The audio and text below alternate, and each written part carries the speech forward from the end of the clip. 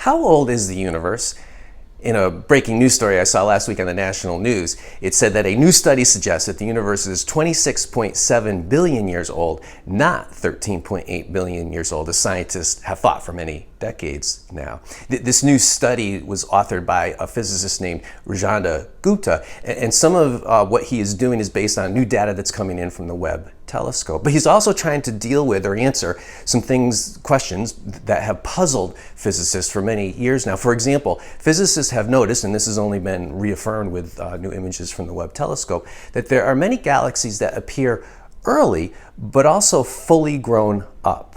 And that would require, according to physicists, a lot more than 13.8 billion years to happen, to have that kind of an observation. Gupta is also dealing with something that some physicists for many decades now have thought or speculated about. They think that there should be something called tired light. That as light moves through space, it inherently radiates. So in other words, it loses energy, it decelerates, it slows down. And that would add to the time of the age of the universe. It's been presumed by physicists that the speed of light is a constant, that it doesn't decelerate. There are some other things that have been presumed by scientists, other fundamental constants, that they, to get the 13.8 billion year dating, that they simply assume are constant. And Gupta challenges that, as many scientists have queried or questioned. He challenges that by talking about co-varying fundamental constants. Now, what Gupta is proposing is simply an idea that hasn't garnered acceptance yet in the scientific community. There is no scientific consensus that the dating of the universe has changed from 13.8 billion to 26.7 billion. And yet, the story was presented as if that's the case, as frequently happens in situations like this. This new study is not presented simply as an idea that has been proposed that needs now to be peer-reviewed and is going to take time, many years, to actually have that peer review from other scientists and either be accepted by them or rejected. So just about everything I could find when I tried to find articles responding to this new dating, or comments on it, feedback, critique of it, basically all they did was they parroted the news story and acted as if this controversial new news is kind of the accepted new scientific consensus. It isn't. But the only article I could find that actually tried to engage some of what Gupta was proposing in this new study was pretty intriguing. It acknowledged that he solves that problem of these galaxies which appear early but fully grown up. And it also acknowledges that he is using this idea of tired light, which some physicists over the years have speculated could actually exist. But then it goes on in four ways to talk about things that are part of science, part of our empirical observations of the universe that challenge Gupta's theories. Four things that he requires, assumptions that he requires for his new proposal to be true. And in each of these four ways, what basically happens is his new dating essentially falls apart. The assumptions that he requires are shown to be false based on empirical observations. So for one quick example, the idea of tired light. For Gupta's new dating to work, there has to be such a thing as tired light. He estimates that it adds 6 billion years to the original dating of the universe, and that's a part of how he gets to his new figure. But the idea of tired light, as this article shows, was first proposed in 1929 by a physicist named Fritz Zwicky.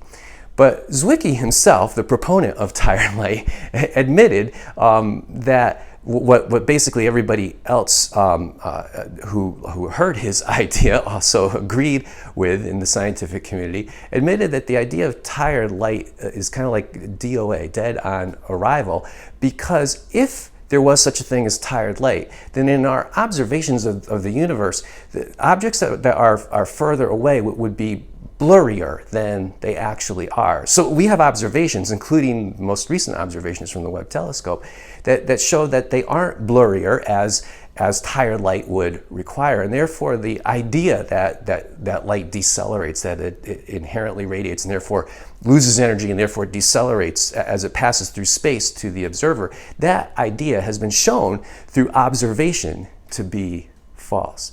The article goes on to show 3 other key ways that our observations of the universe make this new dating virtually impossible. In fact, the article concludes that we can overwhelmingly conclude that dating of 13.8 billion years is still holds, because what is being proposed in this new study by Gupta is something that does not correspond to actual reality. I am not talking about this new dating of the universe to argue what the age of the universe is. You may believe it's 26.7 billion years, that Gupta actually is right. And it may turn out under peer review that there are other things that haven't been considered yet that prove Gupta right in this new study. You may believe it's 13.8 billion years. You may believe that the universe is a lot younger. That's not my point in this blog. What all I'm trying to do is to point to what I think is a great example of what good science is, what good science does. A new idea is proposed by Gupta, and then science, real science, good science, true science, looks at the empirical observations and measures those ideas, that speculation, against actual reality. Good science has shown us that the odds are astronomically unlikely that there would be a life-sustaining planet, a sentient, intelligent, life-sustaining planet in our universe. Those odds are so astronomically unlikely so as to make it virtually impossible that our Earth, our world could exist, our universe could exist, that would find this planet in it where people like us, beings like us, sentient, intelligent beings like us would exist. And that implies that there has to be, if that's the case, an intelligent creator. The empirical evidence drives towards that conclusion. That's good science. So scientists who don't think that there's an intelligent creator have speculated that there are an infinite number of universes. There's some variations to these ideas, like quantum vacuum fluctuations, the idea of Stephen Hawking's about having gravity be the source for all existence and so forth. But basically, the idea, the popular notion that is out there is the multiverse, that there is a multiverse. And in the case that there is a multiverse, it's conceivable, although there's some other things to consider, but it's conceivable that there are enough combinations to make it possible that a planet that could sustain sentient, intelligent life could just kind of pop into existence. Could happen. That theoretically, it could happen. But the multiverse, all those theories, the variations of the theories that are kind of subsumed in that word, the multiverse is entirely speculation. There's no empirical evidence for it, and actually most scientists believe that it's beyond empirical measurement, because it would be outside of our space-time universe, our space-time continuum, that we can't measure it empirically. So in other words, it's entirely theoretical.